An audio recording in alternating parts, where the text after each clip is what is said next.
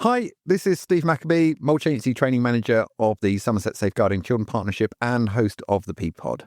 Now, before we get into today's episode, I just wanted to let you know that we're taking a very short break at the moment to record new episodes for you, which should be out towards the end of March or just after Easter, depending on how quickly I can get them edited for you. Now, we are busy recording as we speak, and I've got some really interesting topics to bring you, including understanding fabricated or induced illness, understanding the impact of being a young carer and the support available for them. We're doing a deep dive into the prevent duty. We're talking about the impact of gambling addiction, and we're running a whole series on the topic of child sexual abuse, including responding to children who have reported CSA and understanding women who perpetrate CSA as well.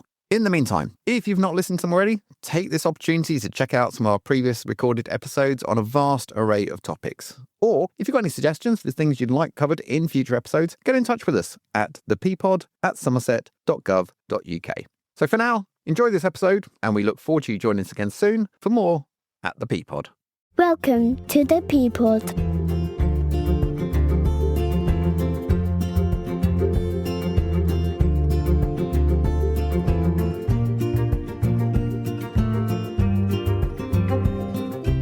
Right, welcome back once again to the P-Pod, the partnership podcast from the Somerset Safeguarding Children Partnership. We have obviously been on a bit of a break for a little while, but we've been very, very busy in the background. We've not been resting on our laurels. We've been out there recording new episodes for you, and we're going to be bringing those starting as of now. And what we're keen to do for this first episode back is what we've done previously, which we got a lot of positive feedback for, was bringing you a special update on the most important piece of statutory guidance when it comes to the safeguarding of children, that is working together to safeguard children, which has just been updated.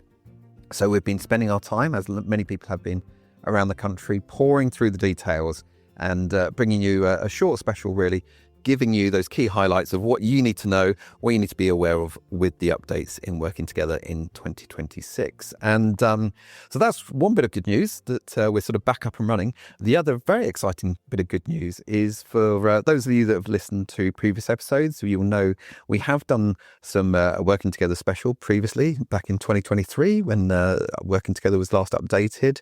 Didn't actually come out at that point until 2024.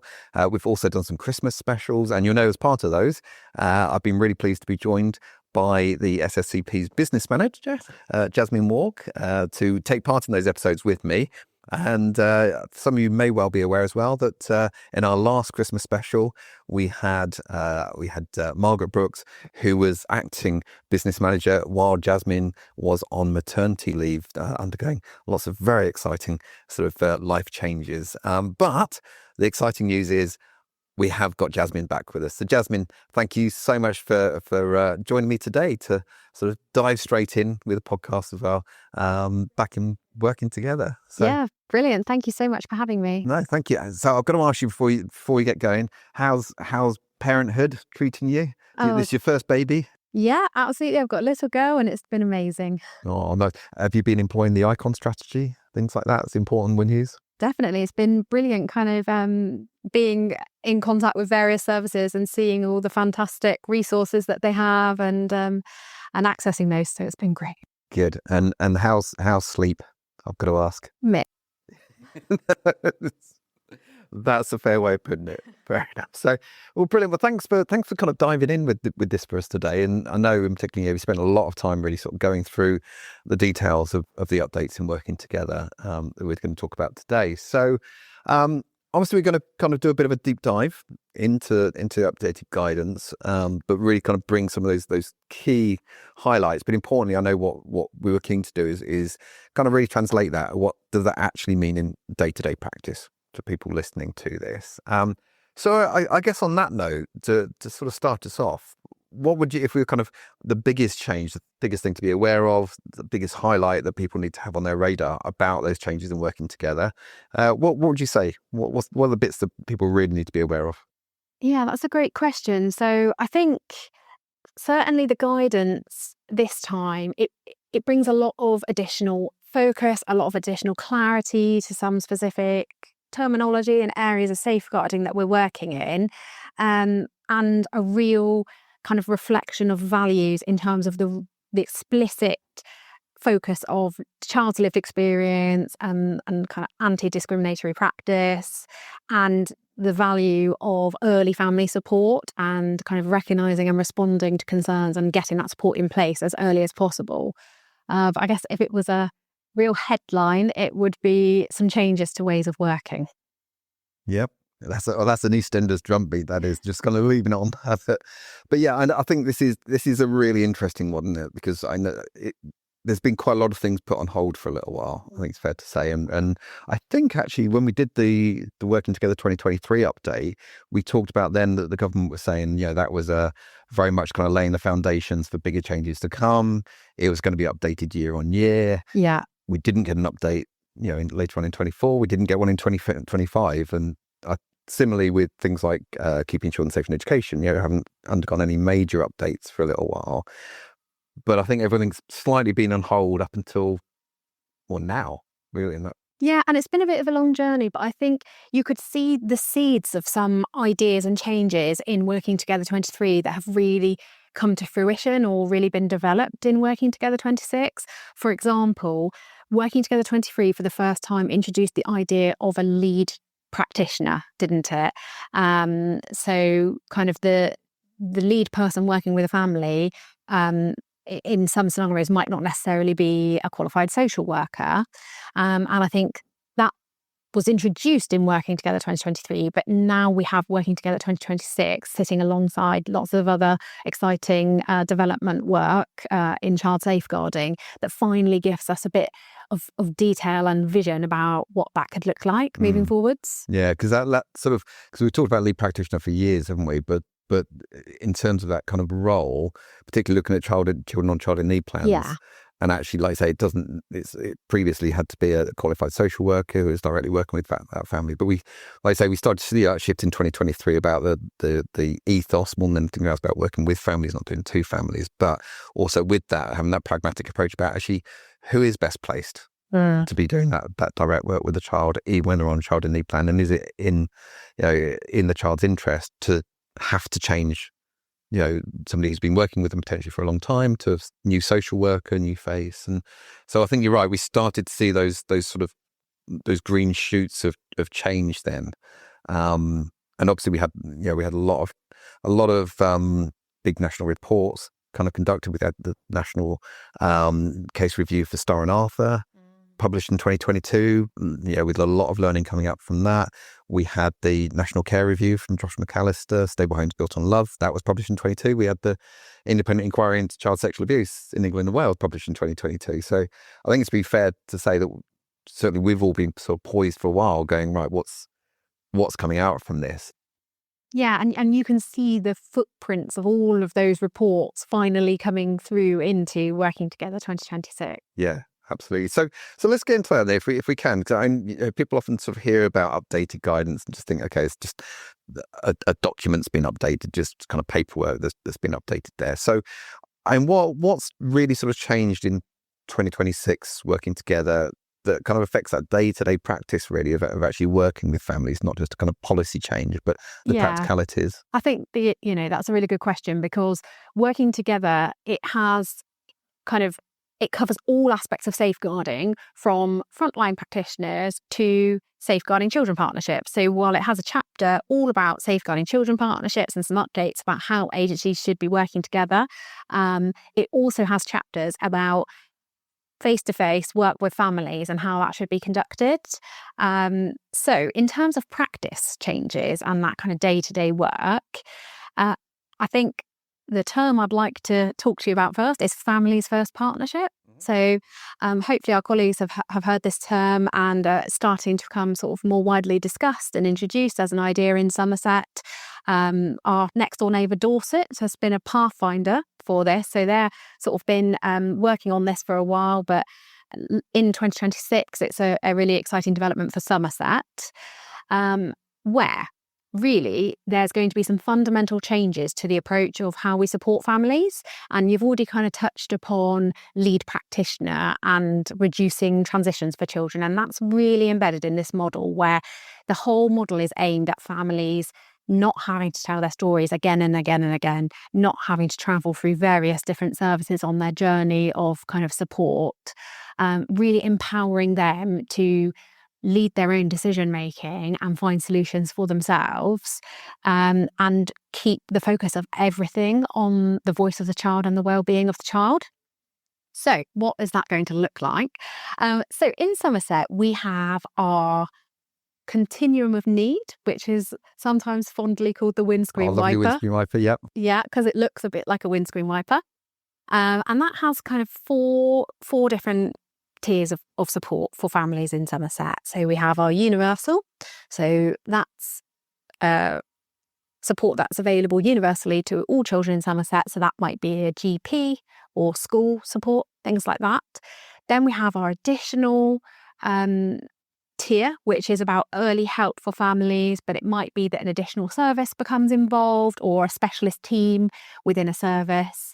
Then we have complex, which you might associate with kind of the family intervention service in Somerset and coordinating multi-agency support and a team around the family. And then we have acute, which you would kind of associate with child protection conferences and strategy discussions and things like that. So the new model that's been introduced by Working Together 2026 has only got 3 tiers. So there's going to be a change. And really fundamentally, it's about bringing together Section 17 support, which is called Child in Need, and then early help, which you would associate kind of with the family intervention service in Somerset, and bringing that all together into one tier. So talking through the 3 tiers then, we start with community early help. So that's support that families are accessing in the community from schools and the voluntary sector and all the fantastic services and resources that we have available in Somerset. Then we have our family help tier in the middle, which is about that early help that's being provided within Somerset Council, so the Family Intervention Service and also social workers sitting in that team and providing help and support to families where there's been safeguarding concerns identified and coordinating that multi-agency support. And then we have our multi-agency child protection tier, which is very similar to that kind of acute tier of strategy discussions and child protection conferences and concerns about significant harm. Yeah. So if you like, it's kind of, in terms of early help, like you say, that going right the way up to child protection now, but then kind of almost segmenting off that really high level child protection concern that might need a quick and quite robust response to it, if you like. So sort of rather than necessarily sort of going through the tiers or going near maybe child in need or what have you, maybe undergoing assessment. Potentially we're saying for those children that there are concerns that they are most at risk, actually there's a team, multi-agency team that can get involved and work with that family kind of quite quickly and quite effectively. But that early help side of things, everything prior to that, is that kind of a good way to? Yeah, absolutely. And having that lead practitioner from that family help team that stays with you on your kind of journey through support, even if those concerns increase and that multi-agency child protection tier needs to step in and support any actions required to safeguard the child. Yeah, it is exciting times, I think, at the moment, and actually probably just worth just adding in. I mean, we're talking about working together today, but that obviously links in with so many different changes that are taking place right now, and actually it's quite pertinent. So we're recording this on the 22nd, of April, which I happened to check earlier is exactly the same day that we have the Children's Wellbeing in Schools Bill. And the final stage today is being discussed as we speak in the House of Commons. Running alongside that in parallel is the Crime and Policing Bill, which again is on this final reading in the House of Commons as we speak today as well. And so the final stage, that's the sort of final bit. And then the final stage is the Royal Assent, which sort of comes a few months down the line normally. But so this is all happening now live as we speak, and it's all interlinked, together. And like you say, we've got working together to safeguard children, which is obviously the kind of practical application of the legislation. We've got the legislation coming through, which will mean a knock-on to things like Children Act and being amended as well, and lots of other kind of pieces of legislation as well. And then the sort of the actual nuts and bolts of change of practice is, like say, really the kind of the family's first partnership, which is, like say, restructuring is probably the wrong word, actually. I won't say restructuring, but kind of remodeling of how we work with families nationally. Yeah, and I mean, sitting alongside that throughout a family's journey is family group decision making, which we haven't really touched on yet in much detail, which is kind of that other element, which is empowering families to lead their own meetings and lead their own plans and their own solutions. And you're involved a little bit in kind of getting the word out about that. Yeah, and then that's going to be a big piece, a big sort of culture shift, I guess, for everybody when we're kind of looking at that family-led practice. I often think some of these things sometimes they're easy to say. Do we have a focus on families, focus on children, family-led practice? I think most people say, yeah, that's great. We'd do that. I do think there's a challenge about actually what does that look like, in day-to-day work, because, many of us being very ingrained in the way we work for many, many years, and it becomes a bit formulaic sometimes, but it does need a real rethink. So there is lots of work taking place within Somerset and nationally as well about kind of that change in ethos. Like you mentioned, I've been working very closely with Joe Collard from the local authority. He's been brilliant. He's really kind of leading on that family-led practice and family meetings, family group conference expansion, that sort of thing. And that's really going to become the golden thread, really, of everything that we do. But how do we realistically and not in a tokenistic way, but really place family-led practice at the center of everything. Yeah. Which is a big shift when we think about that. So people listening to this, we are continuing to do lots of work. This is not going to be it's suddenly all in place tomorrow.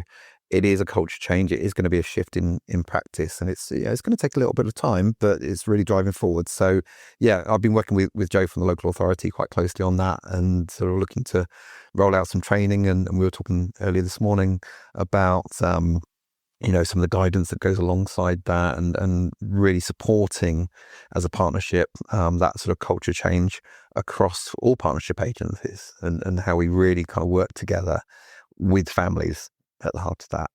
Yeah, and I think in terms of delivering that culture change, it marries up to lots of work that's been going on in Somerset around trauma-informed approaches. Yeah. And, family-led practice and trauma-informed approaches can, work really well together in terms of your 100%. values and the approach you take to work with families.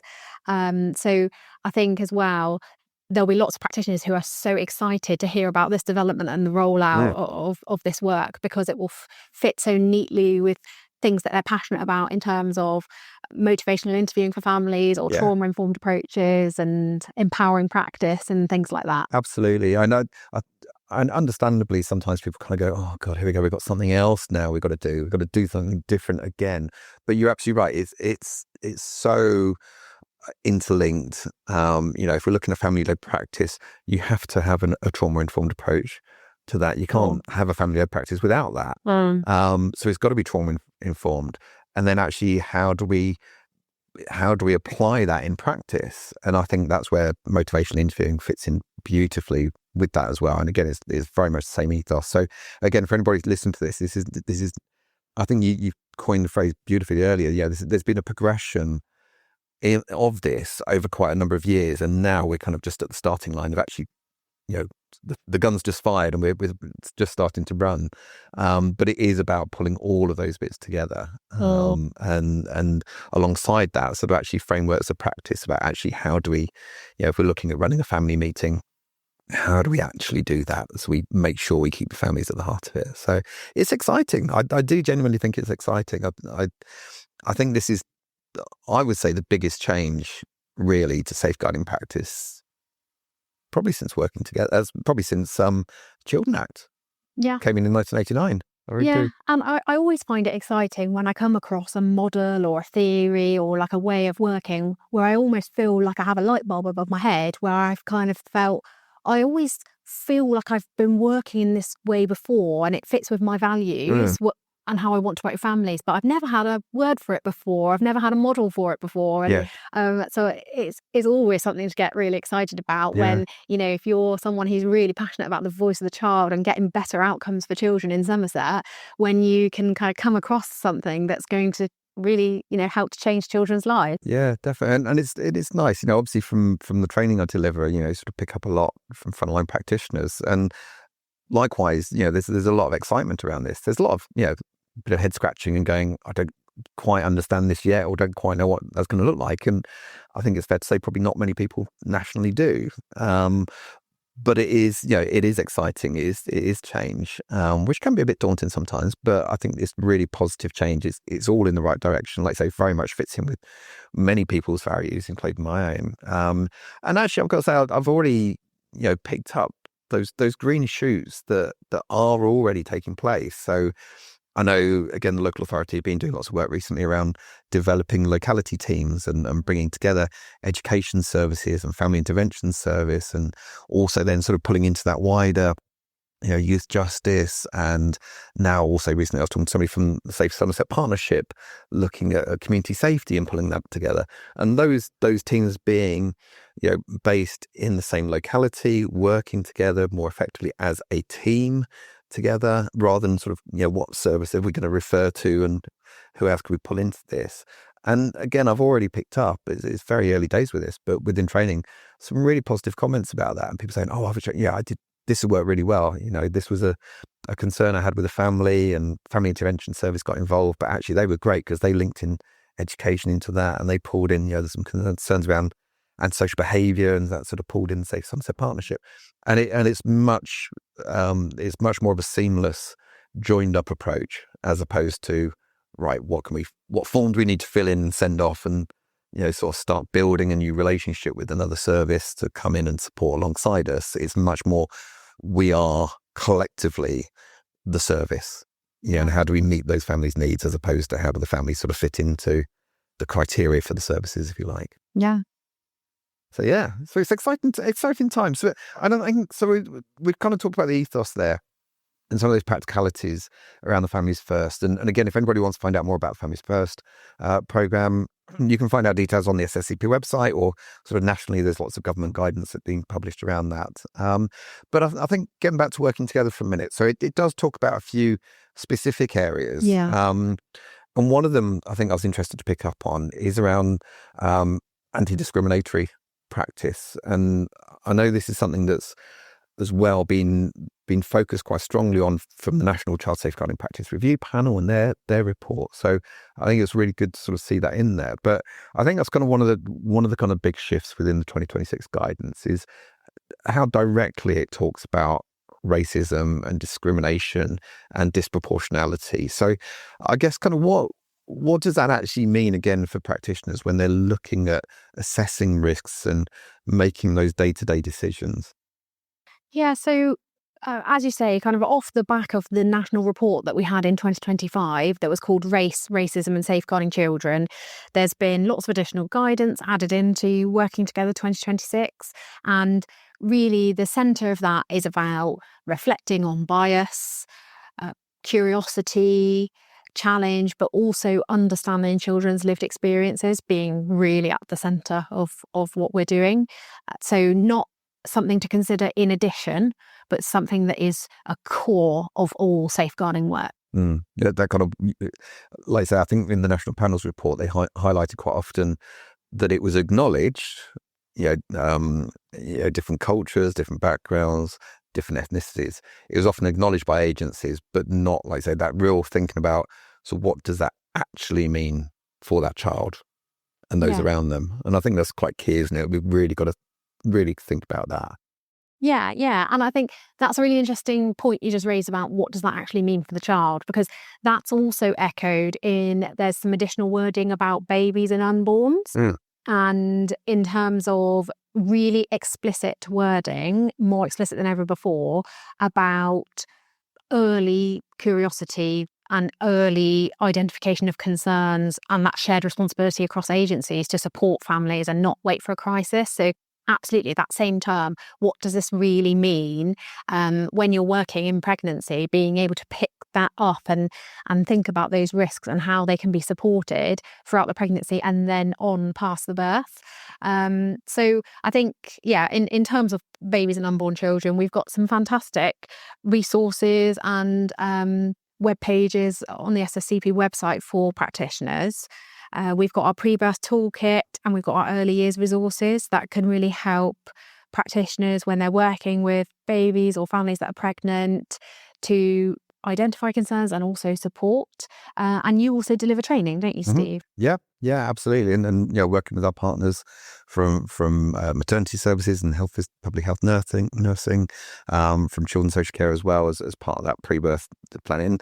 I think it's fair to say that nationally, for quite a number of years now, I'm really sort of starting in lockdown, and we saw that massive rise of harm to babies, to very young babies, and we're sort of waiting currently for the latest data to come out to see whether that trend has continued. I think in Somerset that's kind of dropped down positively, which has been good, but we're really keen to see whether that's been the national picture as well, and I hope it has been. But I think you're right. It's been such a focus nationally. Again, Child Safeguarding Practice Review Panel have highlighted it repeatedly in a number of their reviews and their annual report around the harm to babies. And so that ability, again, to translate that from recommendations and reviews into then statutory guidance is really key, and making sure we've got that really strong focus around safeguarding unborn babies and putting in those measures before the baby's born, rather than having to wait until the baby's there and then we have to look at how we protect that child. The earlier we can do that, the better. Yeah, and absolutely that recognition that things change over time, and sometimes things are more stressful for families or less stressful, and that can really affect anyone's behaviour. And so thinking about that contingency planning, isn't it? So, it's really positive to see that things are improving, but what support might be available, or where could the family go if things became more difficult in the future? Yeah, absolutely. And actually, just on that note, for anybody listening, I'm just shortly about to be recording another podcast episode with the wonderful Sally Shearer from the National Child Safeguarding Practice Review Panel, which is going to be focused on the last national Child Safeguarding Practice Review that's been conducted in this country, published recently, originally focused on the sad death of baby Victoria Martin, but then expanded out to look at actually how can we protect all vulnerable babies better. So I'm going to be talking to Sally about that very, very shortly, and we'll be bringing that episode there as well. If you've not seen that report, we'll bring you the highlights from that as well. And actually, just getting back to the national panel for a minute as well, and their annual report, which we are due the next one very shortly. But the one prior to that, I know one of the big focuses around that was about making sure that we really join up the dots between harm that children can experience and not just kind of looking at things in isolation, and that kind of that real spotlight and being really clear that children can and often do experience kind of multiple harms at the same time, which will all impact on each other. And in terms of working together, and why is that such an important message, do you think? Well, I think, it's a time where in our landscape there's lots of talk about online harm and exploitation in terms of kind of harm that children can experience through their phones, not out in the community. But then we also have a greater awareness of domestic abuse amongst children and recognition of children as victims of abuse. And we also have had a greater focus on child sexual abuse, and we had another national report, I Wanted Them All to Notice, which has given us lots of guidance and recommendations around the recognition and supporting children who've experienced sexual abuse. So it is that recognition that, there are complex lives and often harms can be linked. So taking that holistic approach, really understanding children's lived experiences and having that open mind to signs of other kinds of abuse, or kind of and having those relationships with children where they can report concerns and feel like they have a trusted adult to tell about these kind of various types of harms that they might be experiencing.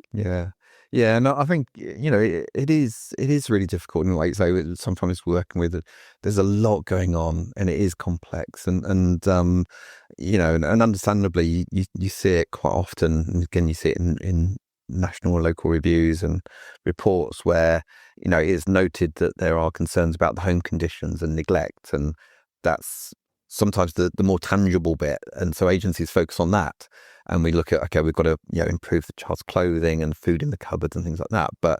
And it might also be noted that I don't know, parent suffers from mental health difficulties, depression, anxiety, for example, and it's it'd be, yes, we recognise that.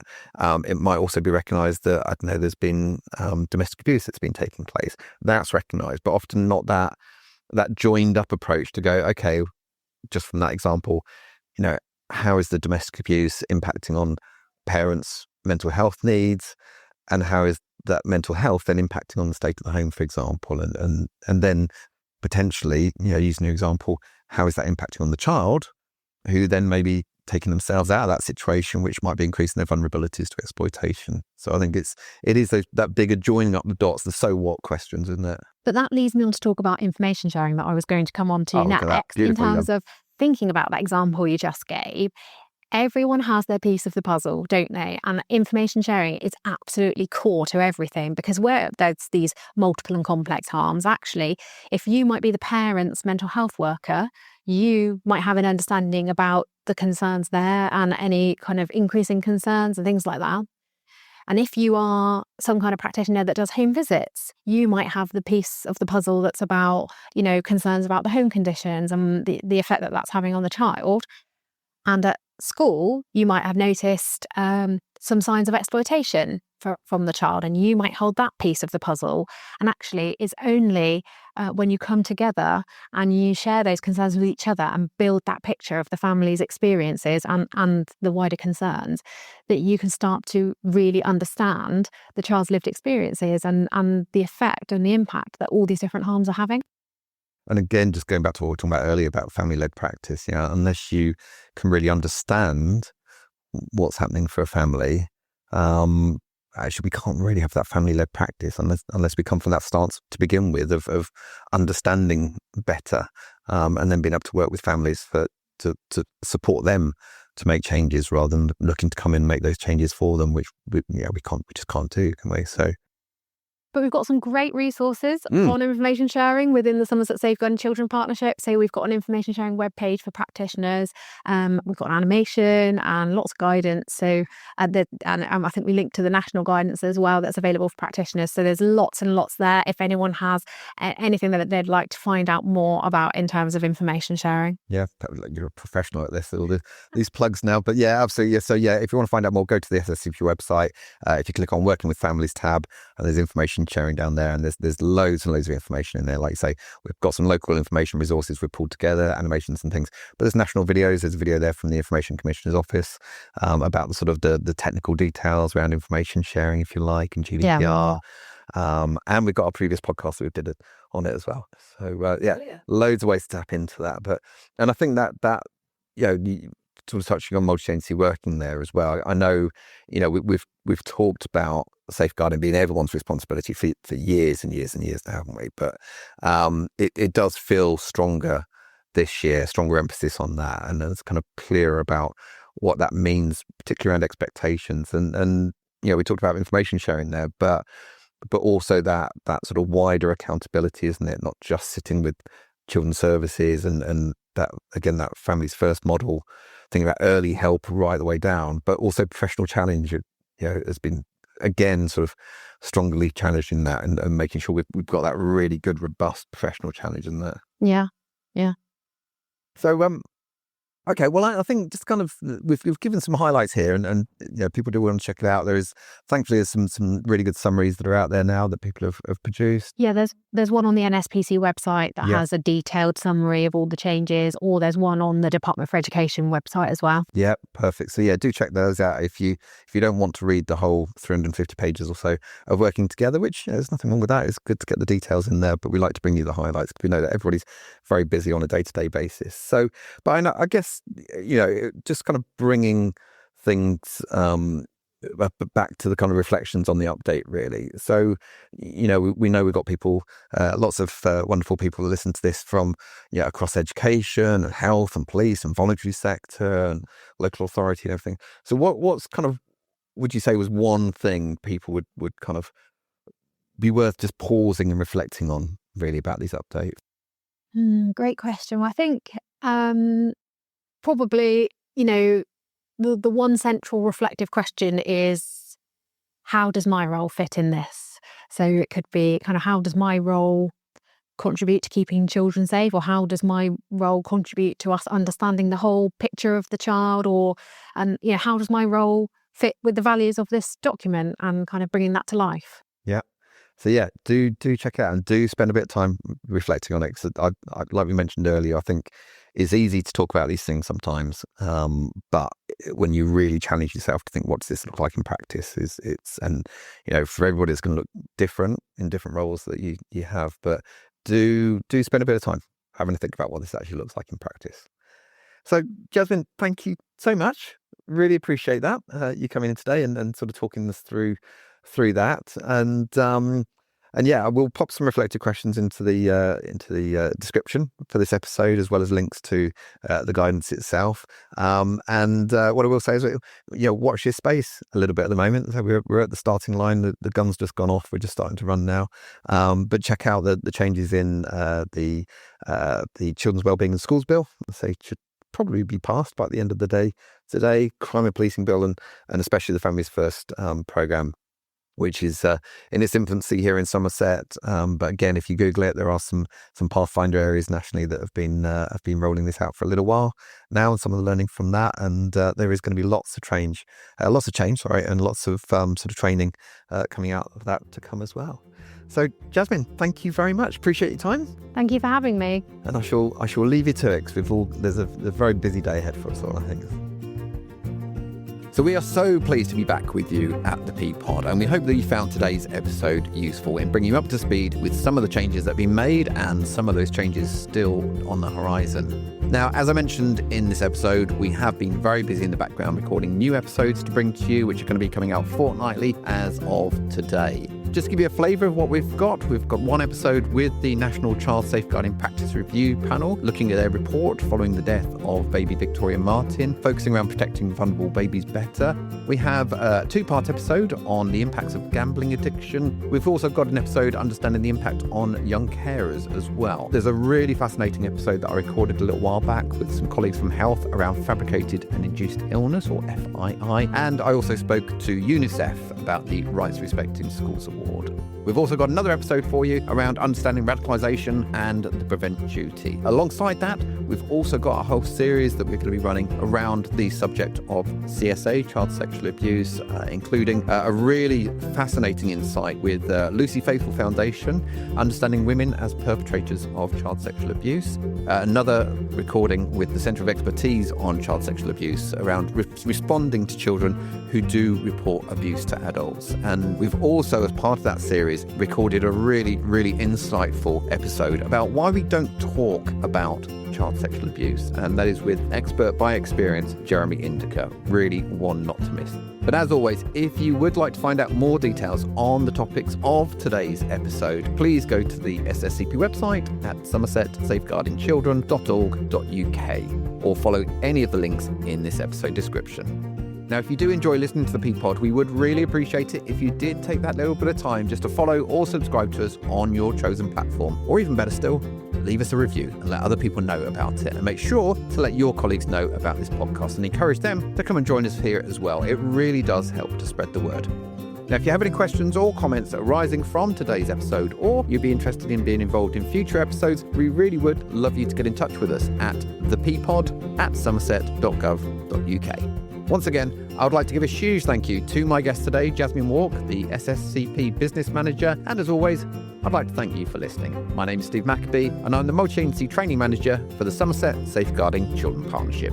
And I look forward to you joining us again next time at the Peapod. Let's work together to help keep children safe.